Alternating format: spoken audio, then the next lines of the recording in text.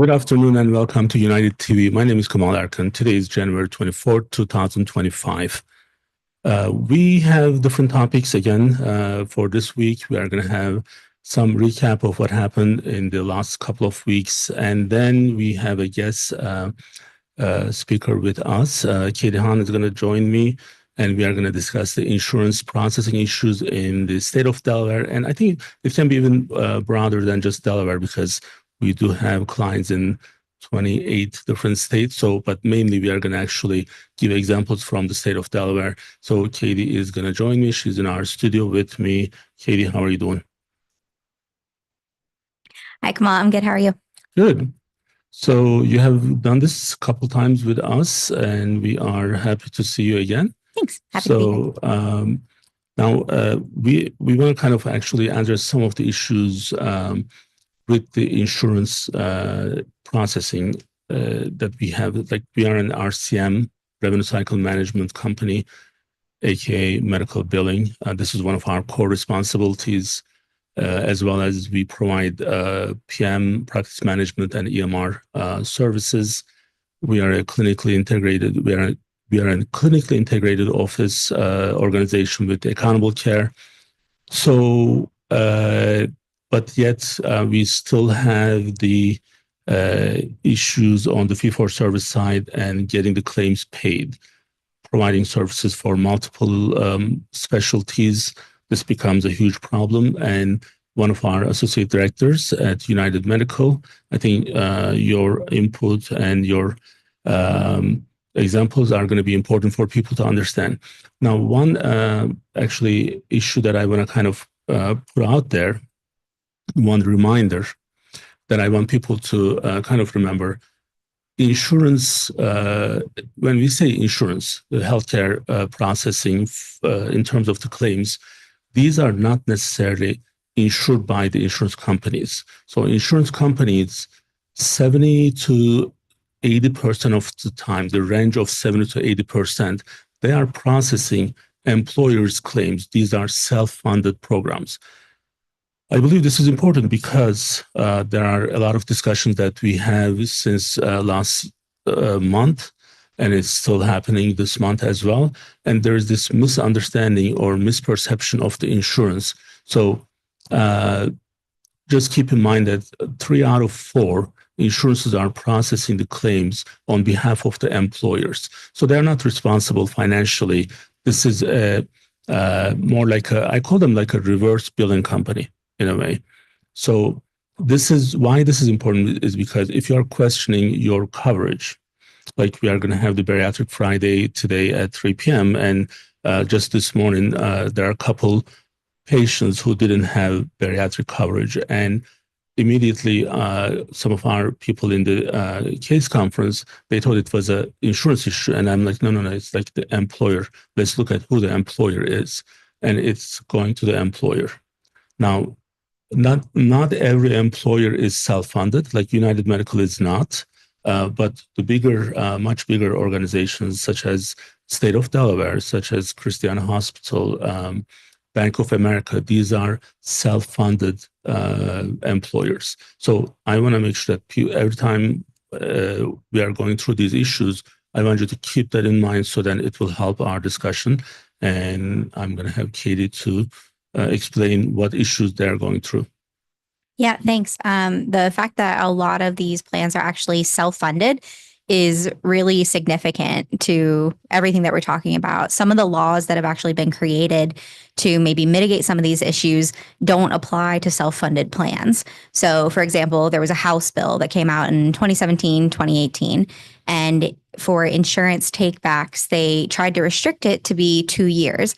However, that excluded self-funded plans. And so, as Kemal, like you said, if you're excluding 75% of the population and your claims, while that may help a little bit, it's not really addressing the core issue. One of the first things that you said as well was, we go through all of these struggles to get the claims paid. Once we get this paid, it's kind of a relief, right? But then what's happening is we're getting takebacks. And so often what we'll see is a claim will pay. In theory, how it should work is the employer will pay for the patient to have insurance. The insurance will pay as the claims, but then the insurance takes back the payment. And a couple issues that we have with that is, number one, after the insurance takes back the payment, does that money go back to the employer? And from what we've seen, I'm not inclined to believe that that's always the case.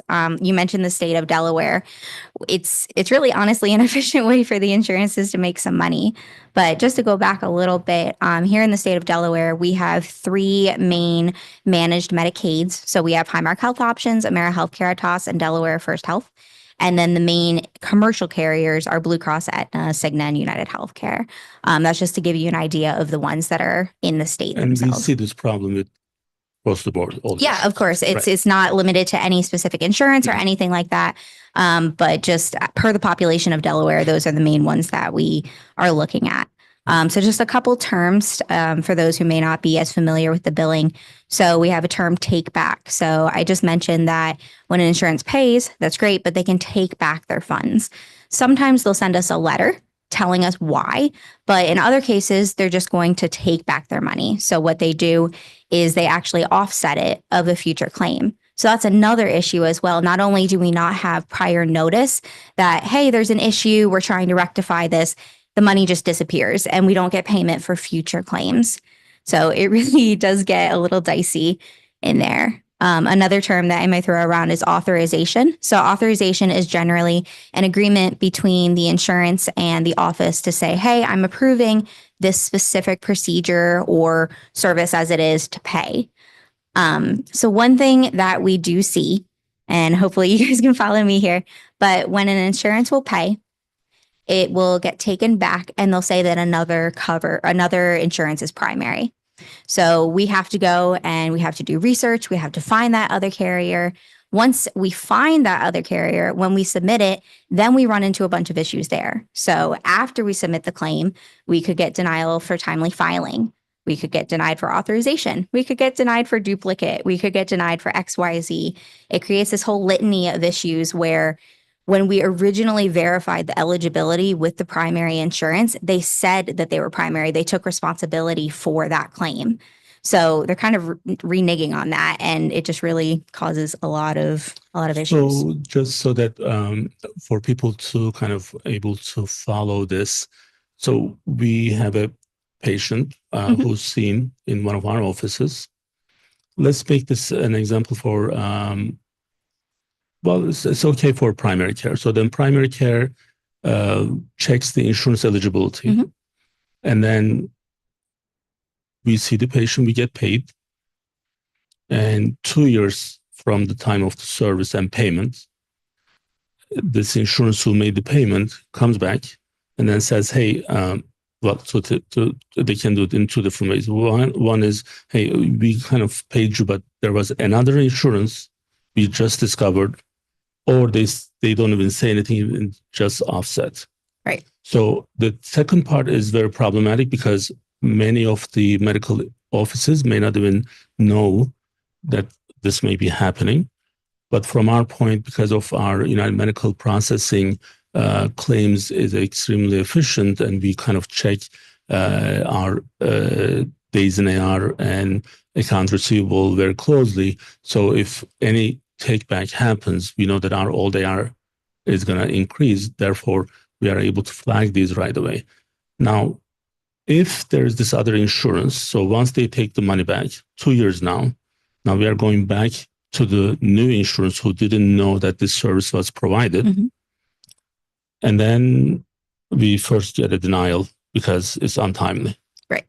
So then we have to make an appeal to get paid. So, and then because that appeal requires all the supporting documentation.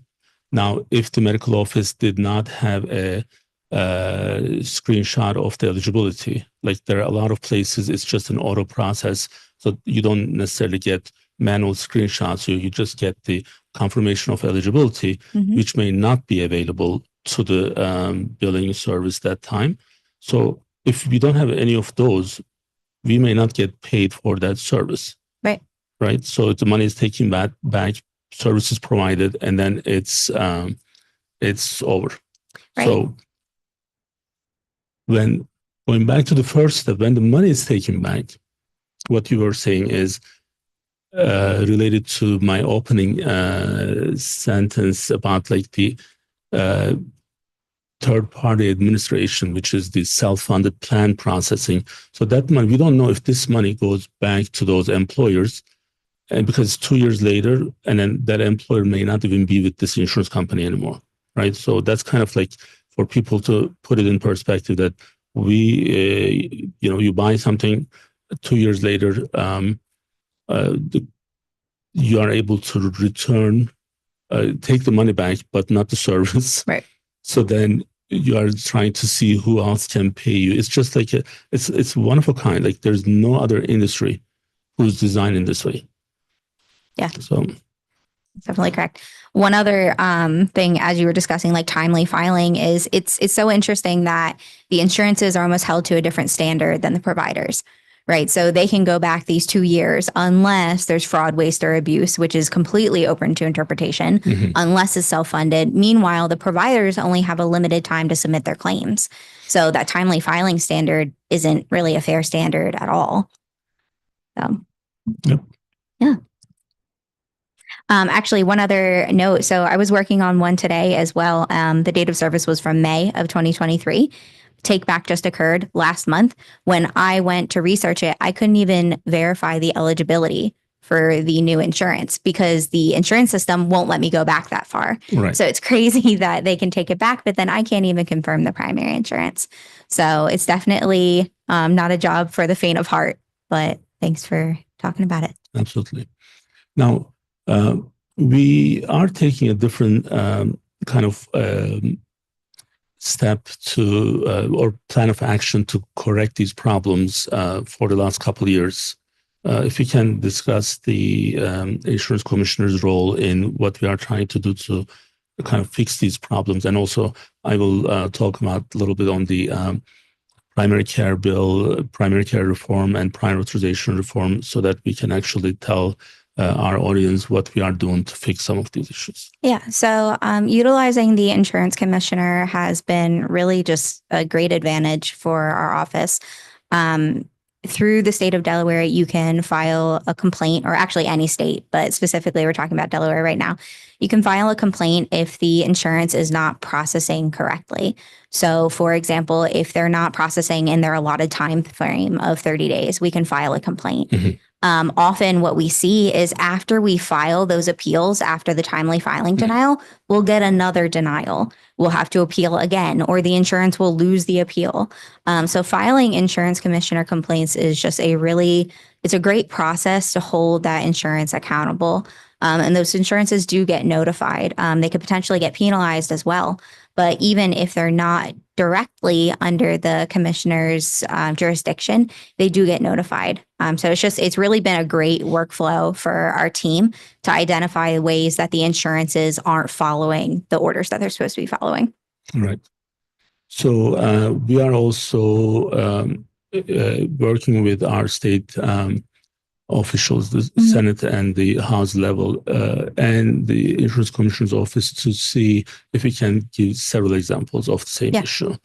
And I think that is that's going to help to kind of fix this issue. And what we want is like reasonable terms. Yeah. Reasonable terms is you have, let's say, I'm going to use Aetna as an example. If Aetna has 120 days initial time to filing condition for the providers, so their take back should be limited with 4 months from the time from the payment. Right. So now I think we are going to be able to bring that to 1 year, I believe. But the next, once we fix that, next would be just making that equal. So then it's a fair game for both parties. Right now, when you remember when with the surgery center, when we got hit with claims, that was from 2.5 years ago. Yeah. And like we have to just go back to everything that we already did. And now we are reopening. And instead of trying to, and then also we have issues with getting paid at the same time. Having issues getting paid to begin with. And then after they pay. And to your point, if these are self-funded plans, what if that patient doesn't even work at that specific location anymore? Like, yes, the employer should cooperate with the insurance, but there's no guarantee the patient still works there. There's no guarantee, like you said, they even carry that insurance. So there's so many factors. So, well, the number one responsibility of any insurance company, regardless of this is their risk group or self-funded employer group, they have to process the claims accurately and timely. Right. So that's all we want from them. So, and this is not what we have seen. Now, it's not a big request. One may say that, hey, that's the reason that there's a billing company. That's not correct, because we are, yes, there may be some reasonable issues that we may need to be able to fix. We still need to check the correct payment amount with the fee schedule. We still need to post them correctly. We still need to send the patient statements, file the claims with secondaries. Right. So yeah, absolutely. Those are what we should be doing, not like something that comes from 2.5 years ago. And then one other thing, I don't know if we mentioned that, when we have these presentations, although I'm listening very carefully, but I miss a lot of things. So I'm just going to ask you anyway.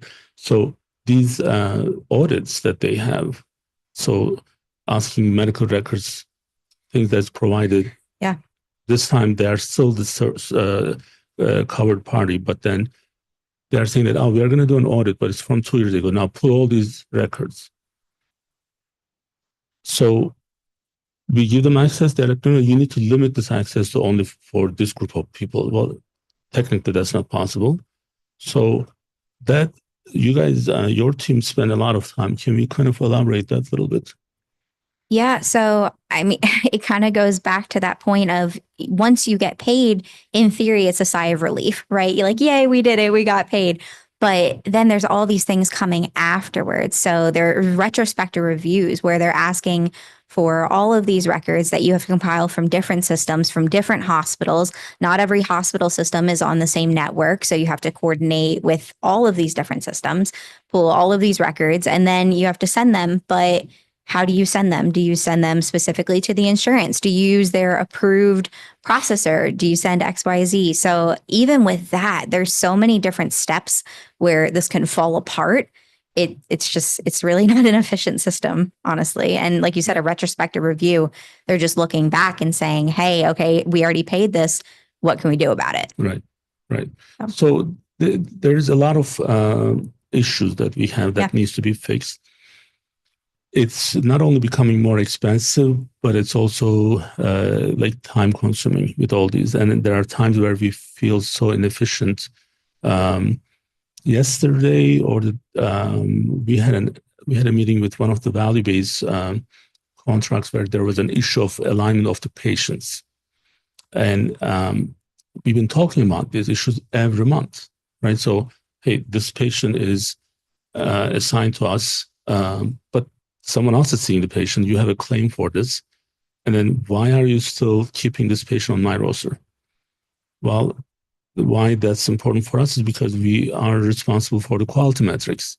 So for someone else's patient that's seen by another provider, not part of our network, we have zero access, but they do, they still keep the patient on our roster. I'm like, why? And why do I have to have this discussion? It's almost like if somebody else has a car, but like the car's not yours anymore. Just like it's so funny. So like, but why am I responsible for the outcome? Right? That's the main thing. So, and it can be extremely frustrating. Yeah. So this is kind of, well, the way that we are addressing these issues is engaging and partnering with our state officials to see if they can hear our voice and our issues, and then come up with efficient ways to fix these issues. So hopefully that's going to happen. I think that's happening. So I'm going to take that back. So it is already happening. It's just like it's happening slowly. It's a process. Yeah. Anything else you would like to add? Did we cover everything? I think we hit all of the items that I had. I thought you had the whole hour. Well, All right. thank you. Well, Katie, thank you so much. So it's really good for you guys to come to these events and then share what's happening day to day. I know we are working very closely together, but still being able to share these and then make sure that other people are understanding what we are going through. And in some cases, even for patients and other maybe providers who are not part of United Medical, they can still maybe find these useful. And I know for a fact that a lot of practices don't have like professional medical billing RCM companies. They may not be aware of these problems and the level of these issues. Yeah. But that's for or even have the staff to deal with it realistically. When we're bringing this up, not only is the AR team working, but we're going all the way up to chain to work on this. So they may not even have the resources. All right. Well, thank you again. And then I will continue with our other topics that we normally cover with healthcare, economy, U.S. politics. So we are going to try a little bit different format today, and then hopefully it will go smoothly as we say goodbye to Katie. So I'm going to have one of our team members going to join me and give us the voice for some of the issues that we are discussing, and then I will be covering some of the questions and comments. Sure. Yep. All right. So as you mentioned, we are going to transition now this part of the show to cover some of the U.S. news topics and other healthcare related issues. But before we do so, we can just recap on last week's episode. We know we had a very valuable guest joining us. That was actually Dr. David Feinberg, CEO of Oracle Health, able to join Kemal last Friday and discuss various healthcare issues. Kemal, if you just want to reflect on that issue, on that session with Dr. David Feinberg. I think, when I go through these sessions, all of them are, I pretty much enjoy all of them. So, but when we have a high profile guest, it's kind of like, we want to make sure that we can ask the right questions so we can we can cover the right issues. And knowing at the Oracle's health chairman level, and also being able to work with them very closely. So there are certain things he was able to cover, which I believe the role of the AI in healthcare and the new investments Oracle has in healthcare, those are extremely important. And I was happy that we were able to be the bridge for some of these to go to other people to know. And I know Oracle is doing this on their own, but I'm hoping that we were able to contribute to the communication a little bit. And one of the other things that I think for someone at Dr. Feinberg's level, it was very pleasing to know that he's so humble.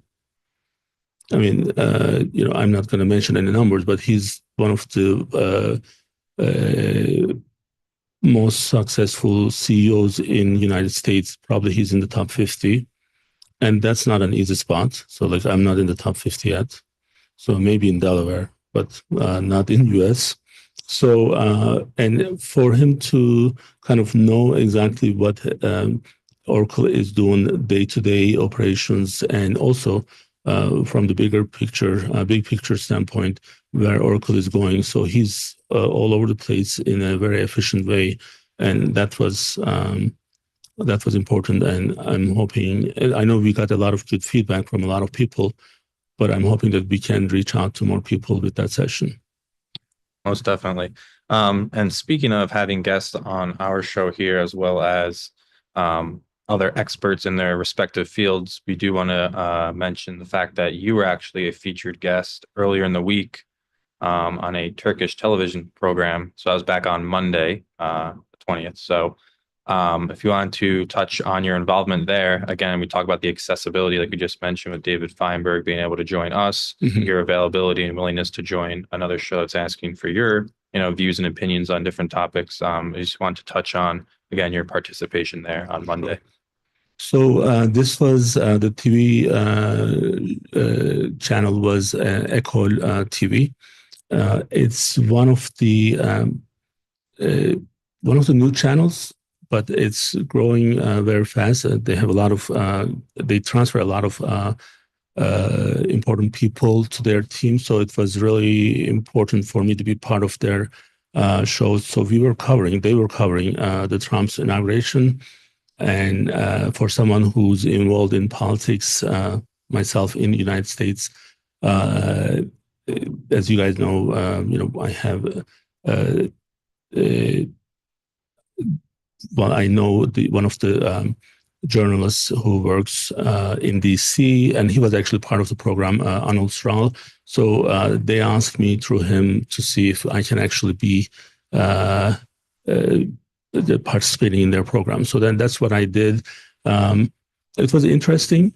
When I was watching it, there's, it didn't start with the most important topic. It was about Mrs. Trump's hat.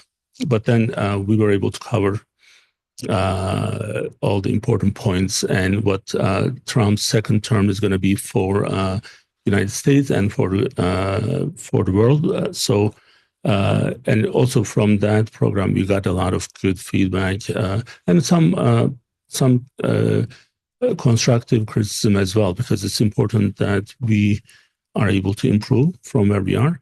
I can see probably just repeating that in the future with other programs.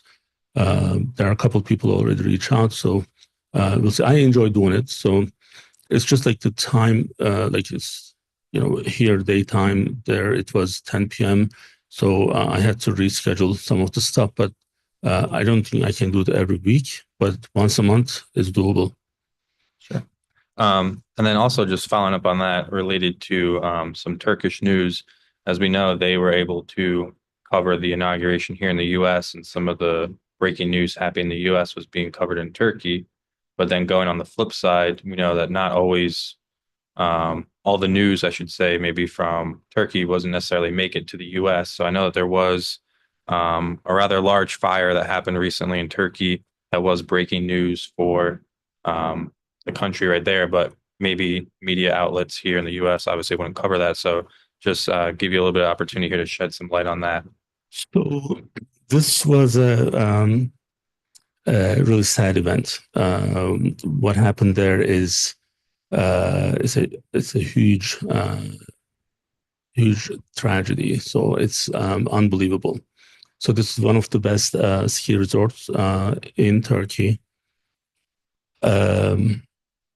Almost 79 people died. They lost their lives and a lot of people injured. But problem usually, and sometimes I see that here in the United States as well, but in Turkey, when these things happen, they always want to blame someone. Now, some of those who are watching me from Turkey may not like what they hear from me, but I do actually say this time to time in different programs. The responsibility starts from the individual. So if we don't have that responsibility, and if everyone is trying to save the day by not doing certain things that's required, then we are going to be in trouble, because individual goes to the next level. What's the next level? The local level government. What's the next one? The state level. The next one is the federal level. So you can, there's like, the government is not independent organization. Government is consist from the people. Like we have, our culture makes the government. So if the individual is able to get away with certain things and not do it, government is going to reflect that.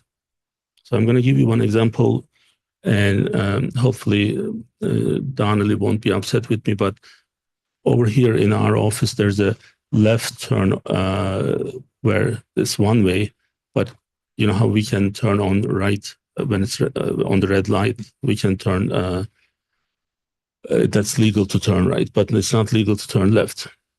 So we were driving for one of our meetings this week, and I asked him if he would ever actually go through this red light knowing that there's no car coming. And his answer was no. So in Turkey, this is what happens. So there is what do you call those, the New Jersey intersections, the round ones? traffic circle, roundabout. So traffic circles, we call them. So in Turkey, they have a different name. So those, what I see, not like in the city, like in the crowded places, what I see is some people, they don't want to go through the circle. They try to shortcut and make a U-turn from the immediate one where they can actually hit someone head to head. Yeah. So who does this is people. Who's not blaming that is at the individual level, people. So unless we have that culture change in Turkey, this is going to happen. So I know for a fact that there were a lot of ways to avoid this type of tragedy. But unless everyone takes responsibility from individual to the government, things are not going to actually resolve. And this is going to probably repeat. And it's just, I mean, how can you lose 80 people in one building? And it's because someone turned the fire alarm off because they have a very limited fire in the kitchen. That's how it happened. So instead of just letting things go and then making a huge, deal out of it, and then at least, even if the fire doesn't get bigger, let the people go.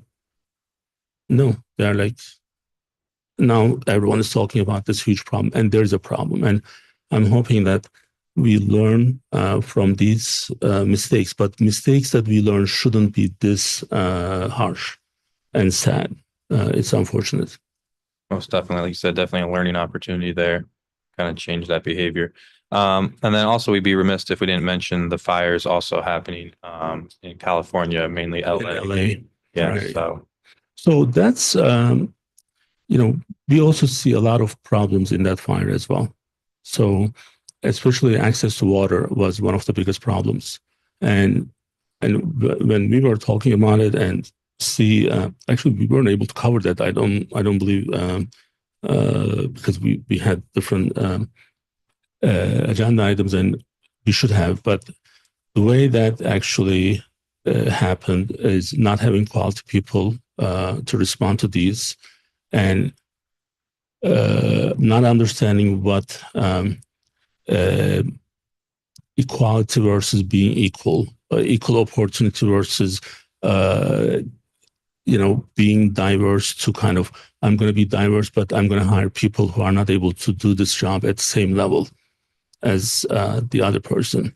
So just because the sake of diversity, then you don't have people who are responding to the problems at the level that they should be. Now, equal opportunity is a different issue. Everyone should have the same level of opportunity, but being at certain positions, certain jobs, you need that expertise, and even just like someone with the right fit.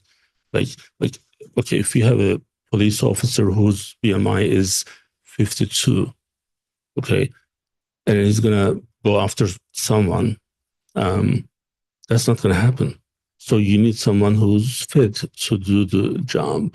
So, and you need someone who's big enough in some cases to do the job, or someone that really fights very well to do the job. So this is maybe one of the reasons that I see, but this access to water was available, but that was diverted to a different place. That's a huge issue. And Gavin Newsom probably has to answer those and take the ownership on that issue. So because here, different than Turkey, we have the federal system. So each state is able to do their own rules. And we have the freedom in the state to make those rules. So then, it's not easy to blame the president at that point, but the governor who's in charge, who should take the responsibility. So not sure if that's going to happen. Yeah, and I think, obviously it's been going on for a couple of weeks now, but I'm not sure if they're all fully contained, or obviously it's still going to be an issue that I'm sure there'll be numerous more updates and other,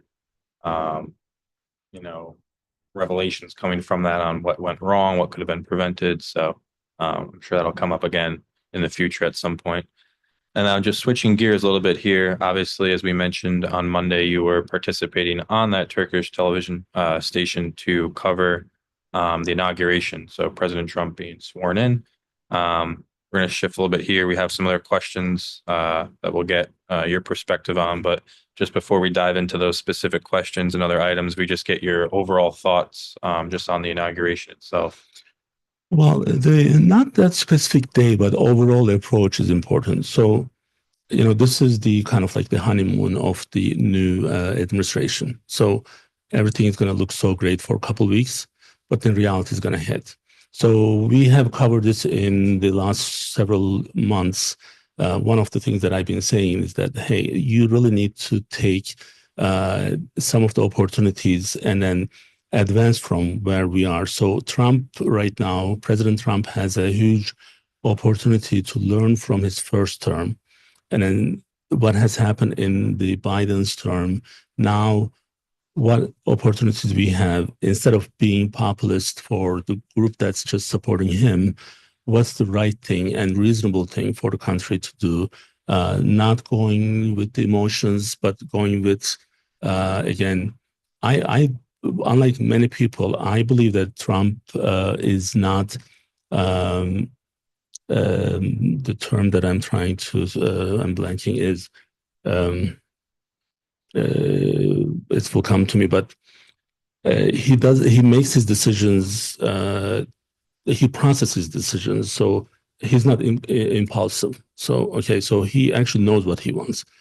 One of the things that I always, I was happy with what he did. We didn't actually have any war in the world during the first Trump administration.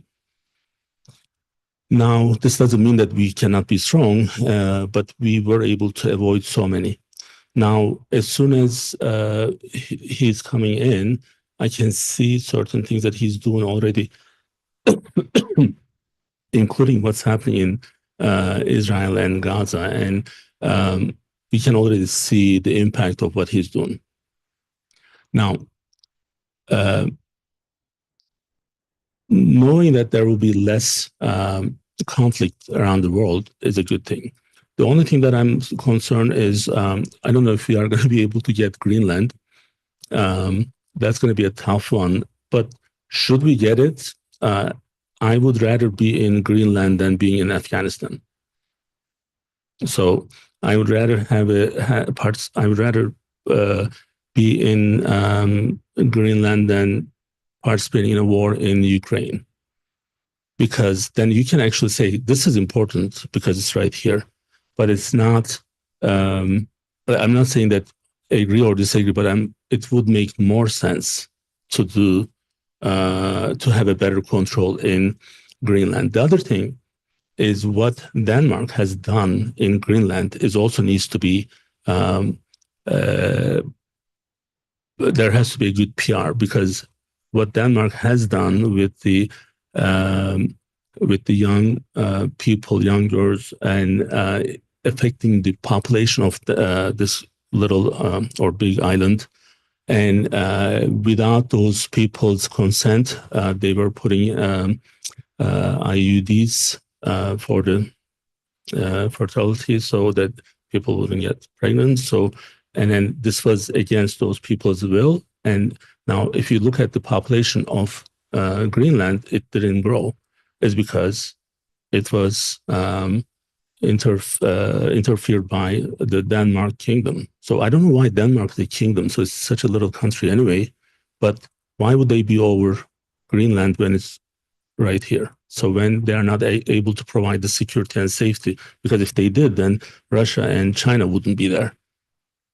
That's that simple. So I think it makes a lot of sense. Now, would we be able to get it without a war? I think, you know what, since we have these for the future, I think we can, because Denmark is part of the NATO, and NATO is fully almost financed by US. And if Denmark is not going to follow that, it's going to have a lot of issues. The other problem that I see related to the inauguration, where I see certain action coming from Trump's administration, is the Panama Canal, which I think we have full, it's in our full rights to demand transparency, and if China really is taking over the control of that canal, then that cannot happen. So, and those make sense. Now, having said this, I also want to use this, and I believe I mentioned this in our in the Monday program with the Turkish TV. Now, this also would probably help American politics to understand and have some empathy to what's happening in Turkey with Turkey's southern borders. So this is a immediate security issue, safety issue, and then I think it's in our rights to defend that and then take the right actions. My Democrat friends are not going to be happy what they are hearing right now, but it's okay. They will get over it. Right. Another thing we're going to cover here a little bit is some of the executive orders, obviously that came out in that first couple of days, the new presidency. One of the main things that was obviously drawing a lot of attention in the news was the fact of the United States leaving the World Health Organization, which we're actually going to merge this topic into one of our questions here. So obviously your initial reaction to the U.S. leaving the WHO, and then in your response, if you could include, in your opinion, maybe which country has the best healthcare system and why does it work so well for that country? Because we know healthcare obviously was a big part of this election, and there are definitely going to be some changes. The World Health Organization is important because it has a good network and it has a good structure. Whether it's run efficiently or not, that can be discussed. But us not participating is a mistake. Now, I try from personal point of me, I try to be very objective. So if it's the Democrats or the Republicans, I really try to keep my independent view on these issues. And if people are able to kind of see what I have said in the past, they can actually see a lot of examples of this. Now, you know, when I say certain things about in support for Trump, I also said with his cabinet picks, where he had some issues, and then immediately Matt Gaetz was a problem, and I knew that. A lot of people knew that, but he didn't want to see it. Problem. So that means Trump can make mistakes, obviously. So then I don't know if we have the picture of Elon and Vivek being part of this, DOGE together, like co-chairing that.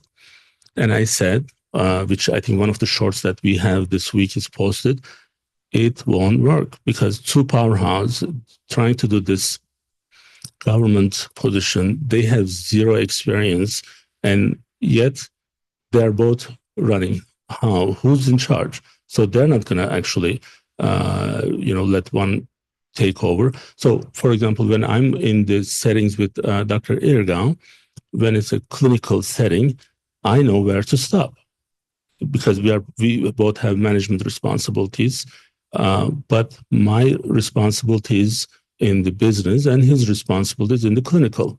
But with Elon and Vivek, what's their, what that border is, not clear. And then it wasn't going to work out. And I said that in, I think either November or maybe December. And just this week, it came out that Vivek is no longer part of that. So meaning that this decision on withdrawing from WHO is wrong.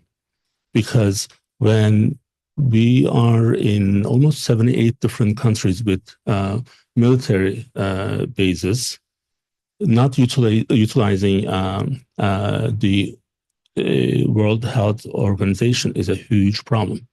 So I think time will show, but I think that's a wrong decision. Okay. And as I was mentioning, now you were asking if who has the best healthcare. That's not an easy answer. So people want to hear, oh, this is what it is and that's what it is. That's not true because depending on what we demand, right, from the healthcare. So, for example, I mentioned this so many times, probably in so many different sessions. When you're in England, getting some MRI is probably not going to happen unless it's an emergency. 9 to 12 months waiting period. Okay. for a simple MRI. I say simple, but for them it's not simple. So what Americans wants to wait for 9 to 12 months for some elective MRI? If we have an answer to that question, and if the answer is yes, I'm going to wait for 12 months, then I will tell you that some of the European countries probably have the best system, but that's not for us. That's not for our culture here. So, and also, let's say it's Norway, right? What's the tax rate in Norway? Almost over 50% tax that they're paying. So there's no best, but there's a better fit. What's a better fit is our better version of what we have today, because we are different than European countries. We are different than Asian countries. So with the society that we live in, what society is demanding and what's reasonable, there are certain updates needs to be made. But I think the United States has the best system in the world. Now, keep in mind that I have a recent health emergency with my mom in Turkey, and then I have seen it where I actually wanted to cover that, but I have some limitations that I cannot say a lot of things, like amazing buildings, amazing equipments, they're all up to date. Service is not same. So if I was running any of my offices here the way that it's been run in over there, we would be shut down in 1 week.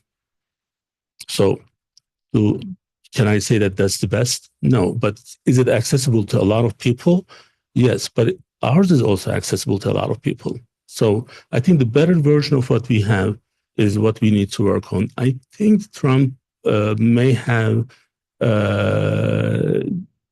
be able to take some efficiency measures to make this better, and we'll see in the next 4 years.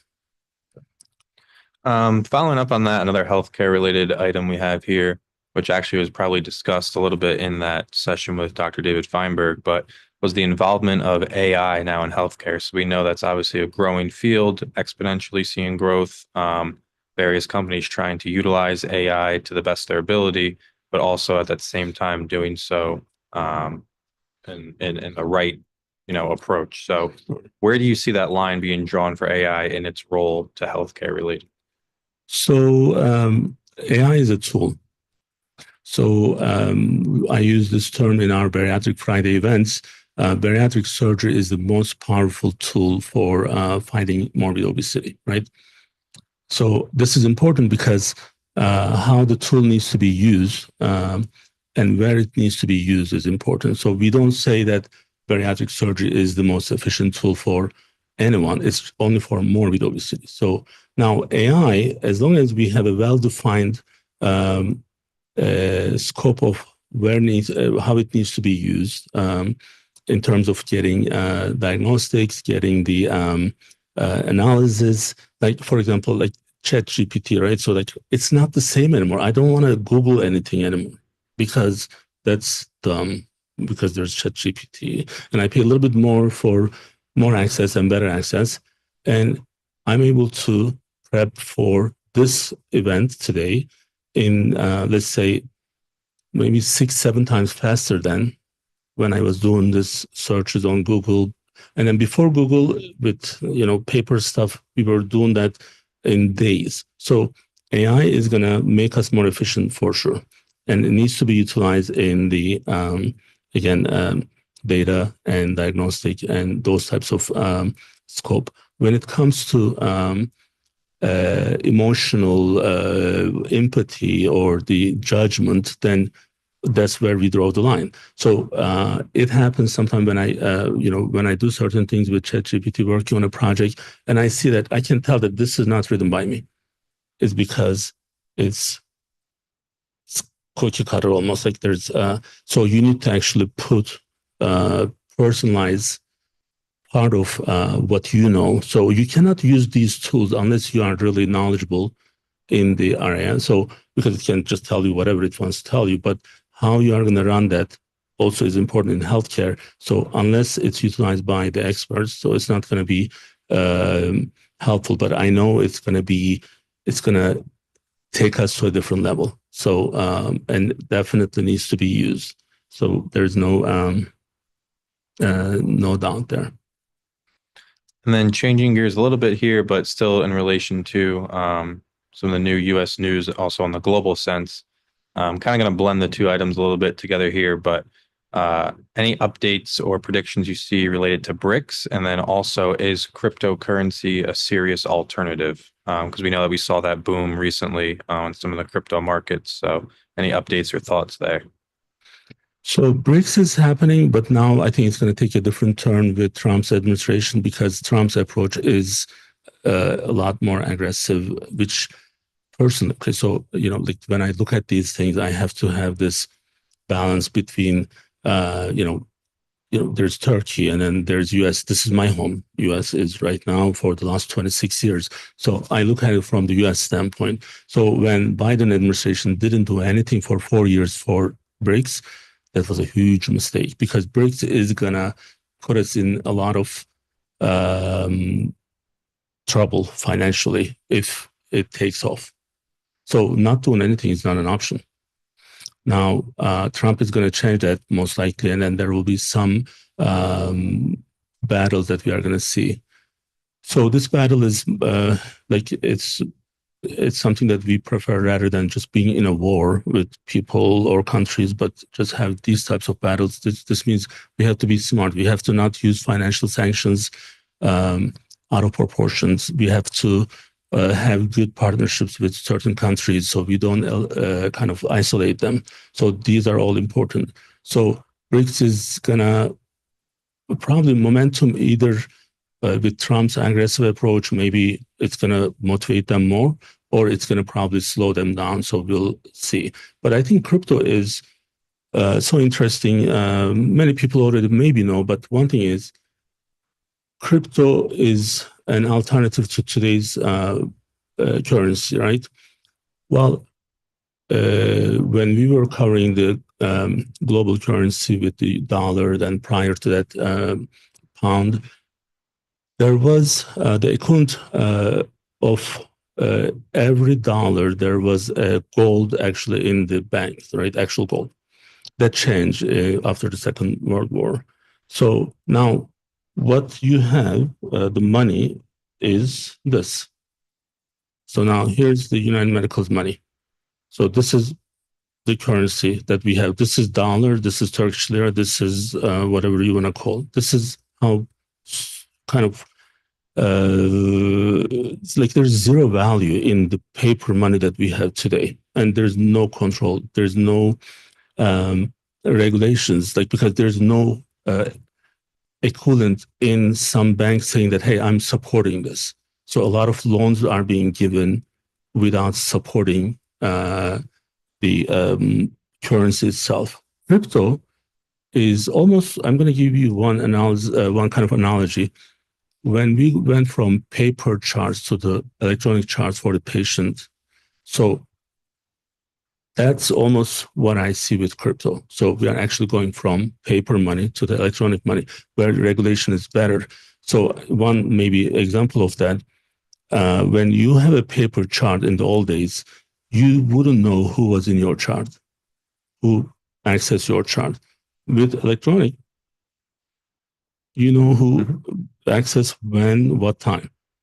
So now, of course, it has other maybe issues where we have to make sure that cybersecurity is there and all the others. But I think crypto is the future. So I don't think we can actually do anything about it. And I don't think we should do anything about it. We just need to make sure that same thing happened to the paper money. It doesn't happen to the crypto in the future. Sure, definitely. So I know we are running down on time here, about 3 minutes left. Maybe this is not a question you don't want to ask, but I want to actually cover this. But if you want to ask, go ahead. But I do want to cover the Obama issue. Oh, yeah, you can. So from the inauguration to any concerns you saw there regarding the previous. I think finishing this with, as you can see, I'm smiling. So finishing today's session with this rumor is kind of like fun. Every once in a while, I do like these. So apparently, it's not what I'm saying. So And if Obama has done this good job, so he's apparently having an affair with Jennifer Aniston. So I didn't say this. I just, this is all over the place. I thought I'd just find this like last night, but then when I'm going through the other sources, it's been covered in so many different places. But because Michelle Obama didn't go to the President Carter's funeral, and then she wasn't at the Trump's inauguration. Those are two really important events, and then Obama shouldn't be left alone if they were in good terms, unless she had some emergency, we don't know. But apparently, these two are dating, and I'm the kind of the advocate of the person in the middle. She's actually saying this. I'm not saying it. Megyn Kelly, is it? So, but it would be kind of very interesting if this is true. Like, I think that's going to be fun. I want this to happen for whatever reason. So we'll see what's going to happen with it. So I know we tried to do a different format today. So next week we have another event. Following that, we have Seema Verma going to join us, Oracle Senior VP, former CMS administrator. And we'll be back next week. And then in the next 2 minutes, we are going to have the Bariatric Friday. Dr. Rao is probably waiting for me. So we'll see you soon. Thank you.